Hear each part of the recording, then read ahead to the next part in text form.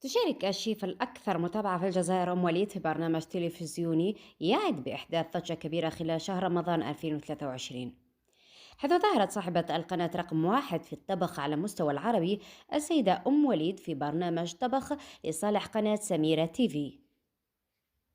فضاء أم وليد برنامج جديد من إنتاج قناة سميرة تيفي في رمضان، يستضيف وجوه ومشاهير التمثيل والغناء ومواقع التواصل الاجتماعي. ديكور البرنامج تم تصميمه في شكل مطبخ فضائي، وستكون أم وليد قائدة للسفينة الفضائية.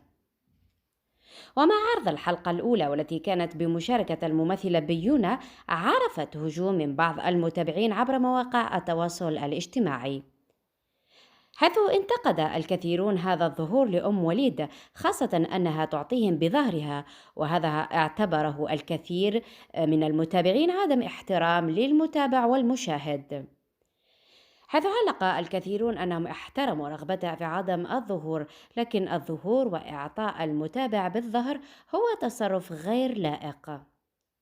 الانتقاد أيضا طال البرنامج ككل رغم أنه لم تعرض منه سوى حلقة واحدة فقط، ورغم الهجوم من بعض المتابعين فإن هناك الكثيرون ممن ما زالوا متابعين ومحبين لصاحبة أكبر قناة في اليوتيوب، ويتابعون كل برنامج تشارك فيه.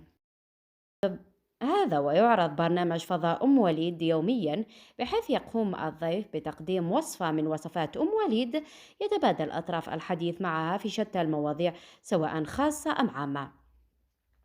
من الضيوف الذين ستحاورهم أم وليد نذكر بيونة، مروان قروابي، ومنال حدلي، وكذلك عثمان بن داود، وهشام مصباح، ومايا رجيل، وغيرهم.